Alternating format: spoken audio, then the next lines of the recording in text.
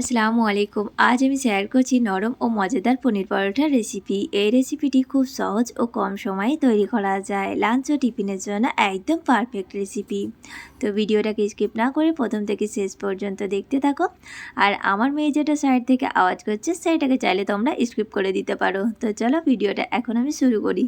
তো প্রথমত আমি এখানে পনিরটাকে কদুকস করে নিচ্ছি। তো এখানে আমি 200 গ্রাম পনির নিয়েছি। তো তোমরা চাইলে কিন্তু হাতের সাহায্যে ছোটো ছোটো টুকরো করে নিতে পারো। তো এখানে আমার সব পনিরগুলো হয়ে গেছে। এবার এর মধ্যে দিয়ে দিচ্ছি একটা মিডিয়াম সাইজের পেঁয়াজ কুচি, কিছুটা দিয়ে দিলাম এখানে ধনে কুচি, আর লঙ্কা দিয়ে দিলাম এখানে 2 থেকে 3টে। তো তোমরা যেমন ঝাল খাবে সেরকম কিন্তু লঙ্কাটা অ্যাড করে দেবে। আর দিয়ে দিচ্ছি এখানে কিছু পাউডার মশলা। তো এখানে প্রথমত আমি দিয়ে দিলাম 1 টিস্পুন লবণ, 1 টিস্পুন হলুদের গুঁড়া, 1 টিস্পুন দিলাম এখানে গুঁড়ো লঙ্কা, আর দিয়ে দিচ্ছি এখানে জিরে ধনে পাউডারের গুঁড়ো 1 টিস্পুন, আর দিয়ে দিলাম কিছুটা গোটা জিরে। তো এখানে আমার সব মশলাগুলো দেওয়া হয়েছে। এবার সবগুলোকে আমি খুব ভালো করে মিক্স করে নেব। তো এখানে আমার পনির মাখানোটা হয়ে গেছে। এবার এটাকে রেখে দেব সাইডে। আর এই সাইডে আটার ডোটাকেও বানিয়ে নেব। তো এখানে আমি নিয়েছি 1.5 কাপ মতো গমের আটা। আটার মধ্যে দিয়ে দিলাম 1 চা চামচ মতো লবণ, 2 চা চামচ মতো ঘি। এবার দুটোকে খুব ভালো করে আটার সঙ্গে মিক্স করে নেব। তো আমার এখানে মিক্স হয়ে গেছে। এবার এতে জল দিয়ে দেব। একটু একটু করে জল দিয়ে আমি আটাটাকে ডো বানিয়ে নেব। তো অল্প একটু একটু করে জল দিয়ে কিন্তু সময় ধরেই কিন্তু ডোটাকে বানাতে হবে। তো একবারেই কিন্তু অনেকটাই জল দেওয়া যাবে না, একটু একটু করে জল দিয়ে কিন্তু ডোটা খুব ভালো করে বানিয়ে নিতে হবে।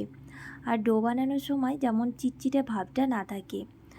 তো এখানে আমি অল্প অল্প জল দিয়ে কিন্তু ডোটা বানিয়ে নিয়েছি। আর দেখো একটু অল্প শক্ত মনে হচ্ছে, এটাকে কিন্তু হাতের সাহায্যে এবার আমাকে মুথে নিতে হবে। তো এখানে আমি আটাটাকে খুব সফটভাবে কিন্তু ডো বানিয়ে নিয়েছি। এবার এটাকে রেখে দেবো প্রায় 10 মিনিট মতো। তো প্রায় আমার এখানে 10 মিনিট হয়ে গেছে। এবার আমি এখানে পরোটাগুলো বানিয়ে নেব। এবার ডো থেকে একটু লিচি কেটে নিয়ে উপর থেকে একটু আটা মাখিয়ে এবার এটাকে একটু বেলে নেব। খুব একটা বড় করব না, কারণ এর মধ্যে যেহেতু পনিরটা ভরবো। তো বেশ একটু বড় করে নিলাম। এবার এর মধ্যে দিয়ে দিচ্ছি পনির। তো দেখো বেশ একটু আমি পনিরটা দিয়ে এবার এটাকে খুব ভালো করে মুড়ে দেব। তো খুব ভালো করে কিন্তু মুড়ে দিতে হবে, না তো বাইরে বেরিয়ে যাবে।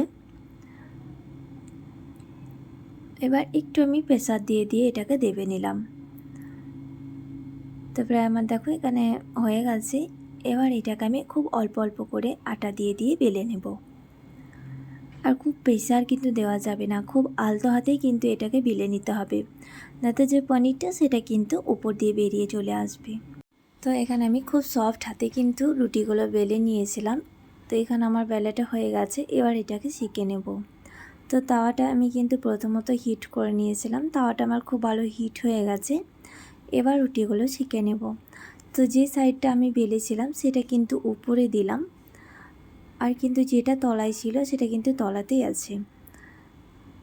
তো এখানে আমি আবার খুব সুন্দরভাবে লাল লাল করে সেঁকে নেব। তো একটু ঘুরিয়ে ঘুরিয়ে দেখো খুব ভালো করে আমি কিন্তু সেঁকে নিচ্ছি। তো এক সাইডটা হয়েছে, আমি আবার দ্বিতীয় সাইডটাও পাল্টিয়ে নিলাম। তো এখানে আমি আলটিয়ে পাল্টিয়ে পরোটাটাকে খুব সুন্দরভাবে সেঁকে নেব। তো দেখো আমার এখানে কিন্তু দুই সাইডটা হয়ে গেছে। এবার উপর থেকে দিয়ে দেব ঘি।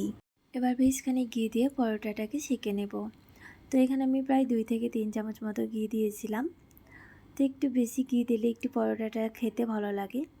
তো এক সাইডটা দিয়ে দিয়েছি, আবারও কিন্তু ওপর থেকে আরও একটু দিয়ে দিলাম। তো প্রায় কিন্তু আমার পরোটাটা শেষের দিকে। পনির পরোটার সঙ্গে চা, মাখন বা আচার যে কোনো খিচুড়ির সঙ্গেই খেতে পারো, খেতে কিন্তু খুবই ভালো লাগে। আর তোমরা কিন্তু অবশ্যই হলেও একবার ট্রাই করো। আর তোমরা কারা কারা বানাচ্ছ সেটা কমেন্টের মধ্যে জানিও, আর কেমন হয়েছে সেটাও কিন্তু অবশ্যই জানিও। তো চলো, তোমাদের সঙ্গে কথা বলতে বলতে আমার পরোটাটা হয়ে গেছে। আর উপর থেকে দেখতে পাচ্ছ কতটা মুচমুচে হয়েছে। তো এবার আমি এটাকে একটা প্লেটের মধ্যে উঠিয়ে নিচ্ছি। আর একটু তোমাদের ভেতরটাও দেখাই কেমন হয়েছে। ওয়াও, তো দেখতেই পাচ্ছ কতটা সুন্দর এসছে। তো দেখেই আসছে না মুখের জল। তো তোমরা কিন্তু এই পরোটাটা অবশ্যই ট্রাই করো, খেতে অসম্ভব মজাদার হয়। আর কে কোথা থেকে দেখছো সেটা অবশ্যই জানিও। আর আমার এই পরোটা রেসিপি তোমাদের কেমন লেগেছে সেটা অবশ্যই জানিও। তো আজকের মতো ভিডিও এখানে শেষ করছি। বাই, টাটা, আল্লাহ হাফিজ।